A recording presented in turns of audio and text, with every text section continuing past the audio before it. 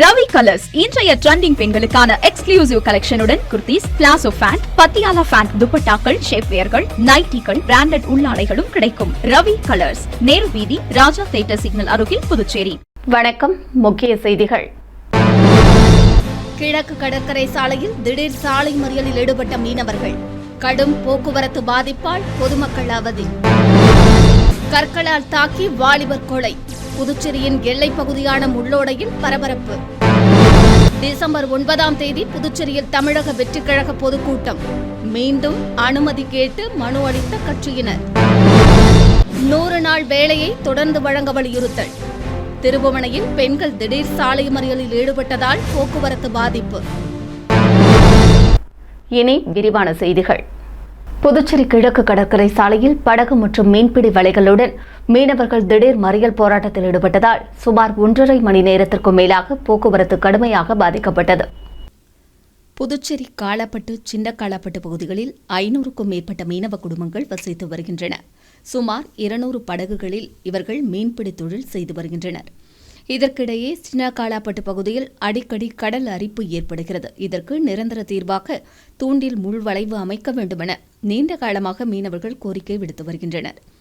அரசு சார்பில் கடல் அரிப்பை தடுக்க கடற்கரையில் கற்கள் கொட்டப்பட்டன. இந்த கற்களையும் கடல் அலை இழுத்து செல்கிறது. கடந்த மாதம் கனமழை பெய்தபோது மீனவர்களின் படகுகள் வலைகளை அலைகள் இழுத்து சென்றன. இந்த நிலையில் தித்வா புயல் முன்னெச்சரிக்கை நடவடிக்கையாக படகுகளை மேடான பகுதிகளுக்கு மீனவர்கள் இழுத்து சென்று வைத்தனர். மீன்பிடி வலைகள், உபகரணங்களையும் கடலோரத்தில் இருந்து அகற்றி பாதுகாப்பான இடத்தில் வைத்தனர்.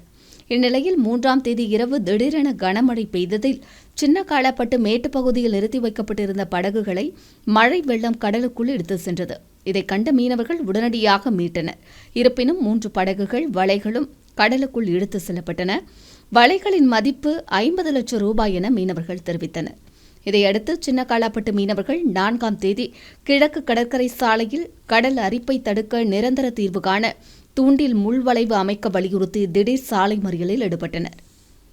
போராட்டத்தில் 2 படகுகள் மீன்பிடி வலைகளை சாலையில் போட்டு மறியல் செய்தனர்.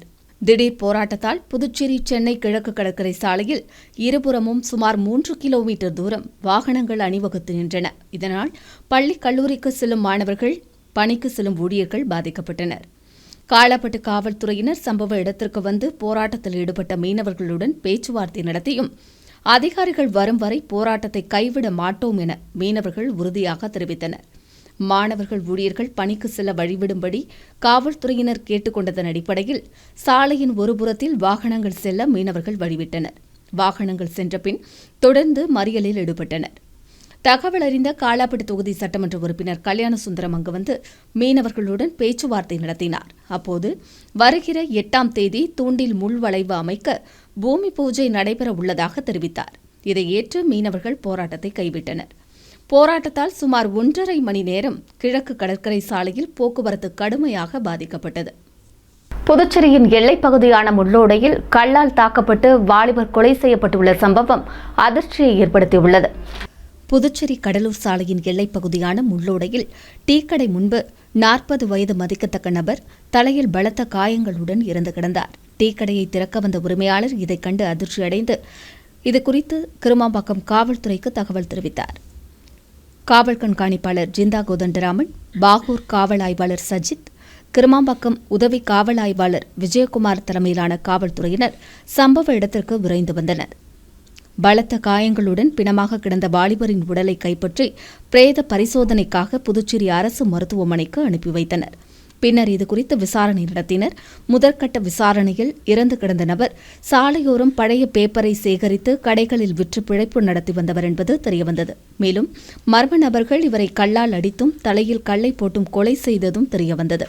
இதையடுத்து அப்பகுதியில் உள்ள சிசிடிவி கேமராக்களை ஆய்வு செய்து கொலையாளிகளை அடையாளம் காணும் முயற்சியில் ஈடுபட்டு வருகின்றனர். பின்னர் இதுகுறித்து கிருமாம்பாக்கம் காவல்துறையினர் வழக்கு பதிவு செய்து விசாரணை நடத்தி வருகின்றனர். புதுச்சேரி எல்லையான முள்ளோடையில் வாலிபர் கல்லால் தாக்கி கொலை செய்யப்பட்ட சம்பவம் அப்பகுதியில் பெரும் பரபரப்பை ஏற்படுத்தியுள்ளது. புதுச்சேரியில் டிசம்பர் 9ஆம் தேதி தமிழக வெற்றிக் கழக தலைவர் விஜயின் பொதுக்கூட்டம் நடத்த அனுமதி கேட்டு மீண்டும் மனு வழங்கப்பட்டுள்ளது. கரூர் துயர சம்பவத்தை அடுத்து தமிழகத்தில் ரோட் ஷோ நடத்த அனுமதி வழங்கப்படவில்லை. மேலும் ரோட் ஷோவிற்கு விதிமுறைகள் வழங்குவது தொடர்பான வழக்கு சென்னை உயர்நீதிமன்றத்தில் நிலுவையில் உள்ளது. புதுச்சேரி மாநிலம் சென்னை உயர்நீதிமன்றத்திற்கு உட்பட்டு செயல்படுகிறது. இதனால் சென்னை உயர்நீதிமன்ற உத்தரவுகள் அனைத்தும் புதுச்சேரி மாநிலத்திற்கு பொருந்தும். இதனால் புதுச்சேரி காவல்துறை ரோட் ஷோவிற்கு அனுமதி வழங்காமல் இழுத்தடித்து வந்தது. ஆனால் தமிழக வெற்றிக்கழக பொதுச் செயலாளர் புசி ஆனந்த் முதலமைச்சர் ரங்கசாமியிடம் ரோட் ஷோ நடத்த அனுமதி பெற பல்வேறு முயற்சிகளை மேற்கொண்டதை அடுத்து முதலமைச்சர் ரங்கசாமி தலைமையில் சட்டசபை வளாகத்தில் ரோட் ஷோ தொடர்பான ஆலோசனைக் கூட்டம் நடைபெற்றது. இதில் காவல்துறை உயரதிகாரிகள், அமைச்சர்கள், சட்டமன்ற உறுப்பினர்கள், தமிழக வெற்றிக்கழக பொதுச் செயலாளர்கள் பங்கேற்றனர். காவல்துறை சார்பில் விஜய் புதுச்சேரியில் ரோட் ஷோ நடத்த பல்வேறு காரணங்களை விளக்கி திட்டவட்டமாக மறுப்பு தெரிவிக்கப்பட்ட நிலையில் நிபந்தனைகளுடன் பொதுக்கூட்டம் நடத்த அனுமதி வழங்குவதாகவும் தெரிவிக்கப்பட்டது. இதுகுறித்து கட்சித் தலைவர் விஜயிடம் பேசி தகவல் தெரிவிப்பதாக தமிழக வெற்றிக் கழகத்தினர் கூறி சென்ற நிலையில் புதுச்சேரியில் வரும் 9ஆம் தேதி பொதுக்கூட்டம் நடத்த அனுமதி கோரி மீண்டும் தமிழக வெற்றிக் கழகம் சார்பில் மனு அளிக்கப்பட்டுள்ளது. 100 நாள் வேலையை தொடர்ந்து வழங்க வலியுறுத்தி திருபுவனை 4 வழி சாலையில் பெண்கள் திடீர் சாலை மறியலில் ஈடுபட்டதால் பரபரப்பு ஏற்பட்டது. திருபுவனை பகுதியில் உள்ள பொதுமக்களுக்கு 100 நாட்கள் வேலைவாய்ப்பு திட்டத்தின் கீழ் தொடர்ந்து வேலை வழங்கப்படவில்லை என கூறப்படுகிறது. மேலும் 3 மாதங்களாக ஏற்கனவே செய்த பணிகளுக்கு சம்பளம் கொடுக்கவில்லை என்றும் தெரிகிறது. இந்த நிலையில் இதை கண்டித்தும் 100 நாள் வேலையை தொடர்ந்து வழங்க வலியுறுத்தியும் திருபுவனை 4 வழி சாலையில் இந்திரா நகர் அருகே பெண்கள் திடீர் சாலை மறியலில் ஈடுபட்டனர். தகவல் அறிந்த திருபுவனை காவல் ஆய்வாளர் கதிரேசன் மற்றும் காவல்துறையினர் சம்பவ இடத்திற்கு விரைந்து வந்து போராட்டத்தில் ஈடுபட்ட பெண்களிடம் பேச்சுவார்த்தை நடத்தினர். ஆனால் அவர்கள் ஏற்காத நிலையில் காவல்துறையினரிடம் வாக்குவாதத்தில் ஈடுபட்டு தொடர் போராட்டத்திலும் ஈடுபட்டதால் பரபரப்பு ஏற்பட்டது. அதைத் தொடர்ந்து தகவல் அறிந்த தொகுதியின் சட்டமன்ற உறுப்பினர் அங்காளன் சம்பவ இடத்திற்கு வந்து போராட்டத்தில் ஈடுபட்டவர்களிடம் வெள்ளியனூர் வட்டார வளர்ச்சி அதிகாரியிடம் பேசி நிலுவை சம்பளம் வழங்கவும் 100 நாள் வேலையை வழங்கவும் நடவடிக்கை எடுப்பதாக உறுதியளித்தார். இதை ஏற்று பெண்கள் மறியல் போராட்டத்தை கைவிட்டு கலைந்து சென்றனர். போராட்டம் காரணமாக திருபுவனை சாலையில் போக்குவரத்து கடுமையாக பாதிக்கப்பட்டது. கடந்த ஆண்டு பெஞ்சல் புயலால் பாதிக்கப்பட்ட 50 கட்டுவலை விசைப்படகு உரிமையாளர்களுக்கு முதலமைச்சர் ரங்கசாமி நிவாரண ஆணையை வழங்கினார். புதுச்சேரியில் கடந்த ஆண்டு பெஞ்சல் புயலால் இயந்திரம் பழுதாகி சேதமடைந்த பதிவு பெற்ற 50 கட்டுவலை விசைப்படகுகளுக்கு தலா 10,000 ரூபாய் வீதம் நிவாரணம் வழங்கப்படும் என முதலமைச்சர் ரங்கசாமி அறிவித்திருந்தார். இதைத் தொடர்ந்து புதுச்சேரி அரசு மீன்வளம் மற்றும் மீனவர் நலத்துறையால் கோப்புகள் தயாரிக்கப்பட்டு அரசின் ஒப்புதலுக்கு சமர்ப்பிக்கப்பட்டது. தற்போது பதிவு பெற்ற 50 கட்டுவலை விசைப்படகு உரிமையாளர்களுக்கு தலா 10,000 ரூபாய் வீதம் பெஞ்சல் புயல் நிவாரணமாக வழங்க 5 லட்சத்திற்கு செலவின ஒப்புதல் புதுச்சேரி அரசால் வழங்கப்பட்டுள்ளது. பெஞ்சல் புயல் நிவாரண செலவின ஆணையை முதலமைச்சர் ரங்கசாமி புதுச்சேரி சட்டப்பேரவையில் கட்டுவலை இயந்திர படகு உரிமையாளர் சங்கத்திடம் வழங்கினார். அப்போது சட்டப்பேரவைத் தலைவர் செல்வம், மீன்வளத்துறை அமைச்சர் லட்சுமி நாராயணன், குடிமைப்பொருள் வழங்கல் மற்றும் நுகர்வோர் விவகாரங்கள் துறை அமைச்சர் திருமுருகன், சட்டமன்ற உறுப்பினர் பாஸ்கர் என்கிற தட்சிணாமூர்த்தி, மீன்வளத்துறை இயக்குநர் முகமது இஸ்மாயில், இணை இயக்குநர் தெய்வசிகாமணி மற்றும் துணை இயக்குநர் கோவிந்தசாமி உள்ளிட்ட அதிகாரிகள் உடனிருந்தனர். திருக்காஞ்சி அருள்மிகு காமாட்சி மீனாட்சி உடனுரை கங்கை வராக நதீஸ்வரர் ஆலயத்தில் நடைபெற்ற கார்த்திகை தீப திருவிழாவில் திரளான பக்தர்கள் கலந்து கொண்டு சுவாமி தரிசனம் செய்தனர். திருக்காஞ்சி அருள்மிகு காமாட்சி மீனாட்சி உடனுரை கங்கை வராக நதீஸ்வரர் ஆலயத்தில் கார்த்திகை தீப பெருவிழாவை முன்னிட்டு டிசம்பர் 3ஆம் தேதி பஞ்சமூர்த்திகளுக்கு சிறப்பு அபிஷேக ஆராதனைகள் நடைபெற்றன. தொடர்ந்து மாலையில் சன்னிதானத்தில் கார்த்திகை தீபம் ஏற்றப்பட்டது. இதையடுத்து அனைத்து கோபுரங்கள், ராஜகோபுரங்களில் கார்த்திகை தீபம் ஏற்றப்பட்டு பெருமானுக்கு சிறப்பு தீப ஆராதனையும் ஆலய பிரகார உலா செய்து சொக்கப்பானை ஏற்றுகின்ற நிகழ்ச்சி சிறப்பாக நடைபெற்றது. விழாவில் பொதுமக்கள் திரளாக கலந்து கொண்டு சுவாமி தரிசனம் செய்தனர். இதற்கான ஏற்பாடுகளை ஆலய நிர்வாகிகள் மற்றும் திருக்காஞ்சி கிராமவாசிகள் சிறப்பாக செய்திருந்தனர்.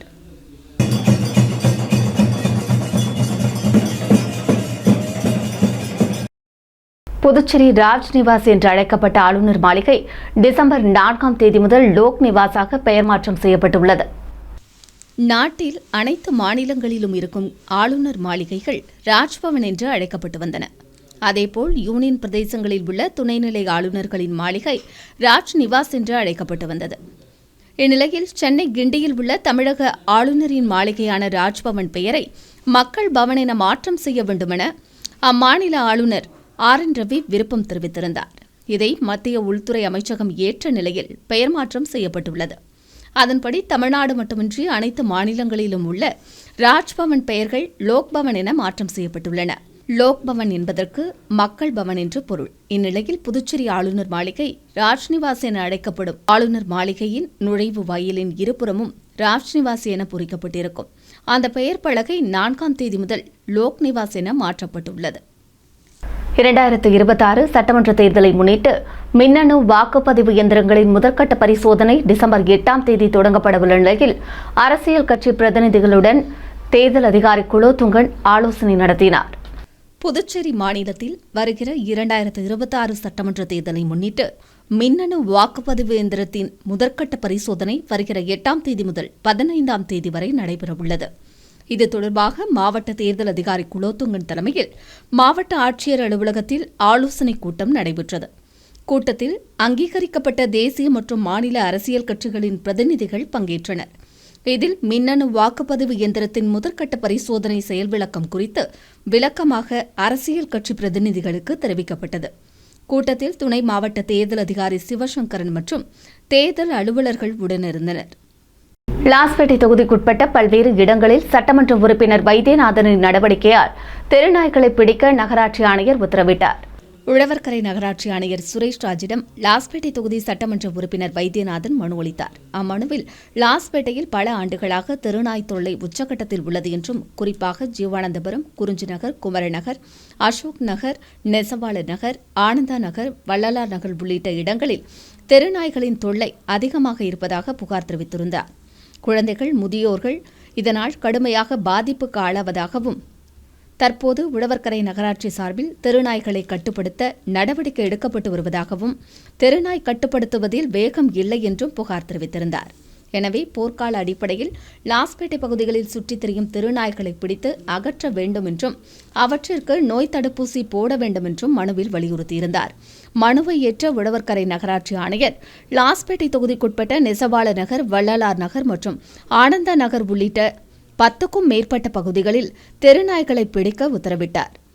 புதுச்சேரியில் அரசு கட்டிடங்களில் மழைநீர் சேகரிப்பு அமைப்பு ஏற்படுத்த பெரு நிறுவனங்கள் நிதி வழங்க முன்வர வேண்டும் என புதுச்சேரி நகராட்சி ஆணையர் கேட்டுக் கொண்டுள்ளார். உழவர்கரை நகராட்சி ஆணையர் சுரேஷ் ராஜ் வெளியிட்டுள்ள செய்திக்குறிப்பில், நகராட்சி சார்பில் புதுச்சேரியில் மழைநீர் சேகரிப்பு அமைப்புகளை நிறுவ நடவடிக்கை எடுக்கப்பட்டு வருவதாக தெரிவித்துள்ளார். தொழிற்கூடங்கள், பள்ளி கல்லூரிகள், அடுக்குமாடி குடியிருப்புகள், திருமண மண்டபங்கள், வணிக நிறுவனங்களில் மழைநீர் சேகரிப்பு அமைப்பு அமைக்க கடிதம் அனுப்பப்பட்டுள்ளதாகவும் அவர் தெரிவித்துள்ளார். மேட்டுப்பாளையம் வாகன முனையத்தில் சமூக பொறுப்பு நிதி, நகராட்சி நிதி மூலம் மழைநீர் சேகரிப்பு அமைக்கப்பட்டு சிறப்பாக செயல்பட்டு வருவதாகவும், இதுவரை நகராட்சி கட்டிடங்கள் 14 இடங்களில் மழைநீர் அமைப்பு ஏற்படுத்தி மத்திய அரசின் இணையதளத்தில் பதிவேற்றம் செய்யப்பட்டுள்ளதாகவும் அவர் கூறியுள்ளார். கூடுதலாக 15 இடங்களில் மழைநீர் சேகரிப்பு அமைக்க நடவடிக்கை எடுக்கப்பட்டு வருவதாக தெரிவித்துள்ள நகராட்சி ஆணையர், இந்த பணிகள் 3 மாதத்தில் நிறைவு பெறும் என்றும் தெரிவித்துள்ளார். தொழிற்சாலைகள், வர்த்தக நிறுவனங்கள் மழைநீரை சேகரிக்க நகராட்சி கோரிக்கை விடுப்பதாக தெரிவித்துள்ள அவர், மழைநீர் சேகரிப்பு அமைக்க நகராட்சி நிதி தேவைப்படுவதாகவும் குறிப்பிட்டுள்ளார். எனவே மழைநீர் முக்கியத்துவம் கருதி பெரு நிறுவனங்கள் சமூக பங்களிப்பு நிதி வழங்க முன்வர வேண்டும் என்று கேட்டுக் கொண்டுள்ள அவர், மழைநீர் சேகரிப்பு அமைப்புகளை மாணவர்கள் பார்வையிட கல்வி நிறுவனங்கள் ஊக்கப்படுத்த வேண்டும் என்றும் குறிப்பிட்டுள்ளார். உழவர்கரை தொகுதியில் தொடர் மழையால் பாதிக்கப்பட்ட மக்களுக்கு 4 நாட்களாக தொடர்ந்து உணவு வழங்கிய அம்மா மக்கள் முன்னேற்றக் கழக இணைச் செயலாளர் லாவண்யாவிற்கு அப்பகுதி மக்கள் சிறப்பான வரவேற்பு அளித்தனர். புதுச்சேரியில் தித்வா புயலின் காரணமாக பெய்து வரும் கனமழையால் பாதிக்கப்பட்ட உழவர்கரை தொகுதியில் உள்ள மக்களுக்கு அம்மா மக்கள் முன்னேற்றக் கழகத்தின் மாநில இணைச் செயலாளரும் சமூக சேவகையுமான முனைவர் லாவண்யா மக்கள் துயரத்தை போக்கும் விதமாக உணவு வழங்கி வருகிறார். கனமழையால் வீட்டை விட்டு வெளியேறவோ உணவு சமைக்கவோ முடியாமல் தவித்த மக்களுக்கு ஆதரவளிக்கும் விதமாக தனது சொந்த செலவில் சமைக்கப்பட்ட பிரியாணியை லாவண்யா கடந்த 4 நாட்களாக தொடர்ந்து வழங்கி வருகிறார். ஜே நகர் முழுவதும் உணவு வழங்கிய லாவண்யா அருகில் உள்ள களத்துமேடு மற்றும் பிச்சைவீரன்பேட் பகுதிகளிலும் கொட்டும் மழையையும் பொருட்படுத்தாமல் உணவு வழங்கினார். பொதுமக்களும் மழையில் குடைபிடித்தவாறு பிரியாணியை பெற்று சென்றனர். மேலும் பூமியான்பேட்டை, பாவாண நகர், உழவர்கரை, அரும்பார்த்தபுரம், தக்கக்குட்டை உள்ளிட்ட இடங்களிலும் அவர் உணவு வழங்கினார். மழைக்காலத்தில் மக்களின் துயரத்தை போக்க தொடர்ந்து 4 நாட்களாக உணவு அளித்து வரும் முனைவர் லாவண்யாவிற்கு தொகுதி மக்கள் மத்தியில் மிகப்பெரிய பாராட்டும் நன்றிகளும் குவிந்து வருகின்றன. களத்துமேடு பகுதியில் சூடான பிரியாணியை பெற்றுக்கொண்ட பொதுமக்கள் உற்சாகத்தில் நடனமாடி லாவண்யாவை வரவேற்று மகிழ்ச்சியை வெளிப்படுத்தினர். நிகழ்ச்சியில் அம்மா பேரவைச் செயலாளர் உள்ளிட்ட கட்சி நிர்வாகிகள் திரளாக கலந்து கொண்டனர். கொட்டும் மழையையும் பொருட்படுத்தாமல் தொடர்ந்து 4 நாட்களாக உணவு வழங்கிய அம்மா மக்கள் முன்னேற்றக் கழக இணைச் செயலாளர் லாவண்யாவிற்கு அப்பகுதி பொதுமக்கள் நன்றிகளையும் பாராட்டுகளையும் தெரிவித்தனர். அம்மா எனக்கு சாப்பாடு செய்ய முடியாமல் கஷ்டப்பட்டோம். அதனால அவங்க சுட சுட சாப்பாடு போடுறாங்க. அவங்களுக்கு ரொம்ப நன்றி. ஜெயநகர் 9வது கிளாஸு மக்கள் புயல் மழையால் ரொம்ப பாதிக்கப்பட்டிருக்காங்க. சாப்பாடு சமைக்கிறதுக்கும் ரொம்ப எல்லாத்துக்குமே ரொம்ப கஷ்டப்படுறாங்க. எனக்கு ஃபோன் வந்தது. என்னால் முடிஞ்ச உதவிகளை மக்களுக்காக, ஏழை எளிய மக்களுக்காக எல்லாமே என் சகோதரிகள் தான், என்னுடைய அம்மா அப்பா தான், என் குழந்தைங்க தான் ரொம்ப கஷ்டப்படுறாங்க. சிட்டிங் எம்எல்ஏ கூட இது வரைக்கும் மக்களை பார்த்ததில்ல. அவர் ஜெயிச்சாரு, மக்கள் ஓட்டு போட்டாங்க. அவங்க இந்த குழந்தைங்களாம் ரொம்ப படாத பாடு, ரொம்ப கஷ்டப்படுறாங்க. பாருங்க, எல்லாமே ரொம்ப கஷ்டப்படுறாங்க. இன்னைக்கு 4 நாளாவே நான் இந்த புயல் காற்று மழை காற்று வந்ததுலேருந்து நான் எல்லாருக்குமே எல்லா நகர்லையுமே, இந்த நகர் ஃபுல்லாகவே எல்லா ஏரியாவிலையுமே சுட சுட பிரியாணி போட்டுன்னு இருக்கேன். இது மட்டும் இல்லை, மக்கள் எனக்கு ஓட்டு போட்டாலும் ஓட்டு போடாட்டாலும் மக்களோட ஒன்றி நான் வாழ்வேன், ஒன்றியாக இருப்பேன். வாழ்ந்தாலும் சத்தாலும் அவங்களுக்கு கூட தான் இருப்பேன். கண்டிப்பாக மக்களுக்காக நான் எது வேலை செய்ய நான் கடமைப்பட்டுக்கிறேன். மக்களோட ஒன்றி இருப்பேன். கண்டிப்பாக அடுத்து வருவது புதுவையின் இன்றைய தங்கம் மற்றும் வெள்ளி விலை நிலவரம். இன்றைய தங்கம் வெள்ளி விலை விவரம். புதுவையில் இன்றைய தங்கம் வெள்ளி விலை விவரம் வழங்குபவர்கள் முத்து கோல்ட் ஹவுஸ், பாண்டிச்சேரி. தங்கம் 1 கிராம் 11,950 ரூபாய். இன்றைய தங்கம் வெள்ளி விலை விவரம். வெள்ளி 10 கிராம் 1970 ரூபாய். இத்துடன் ஏஎம்என் செய்திகள் நிறைவடைந்தன. வணக்கம். புதுச்சேரி உங்கள் ஏஎம்என் டிவி செய்திகளை யூடியூபில் உடனுக்குடன் காண ஏஎம்என் டிவி பாண்டிச்சேரி சேனலை சப்ஸ்கிரைப் செய்யுங்கள். பெல் பட்டனை மறக்காமல் கிளிக் செய்யுங்கள்.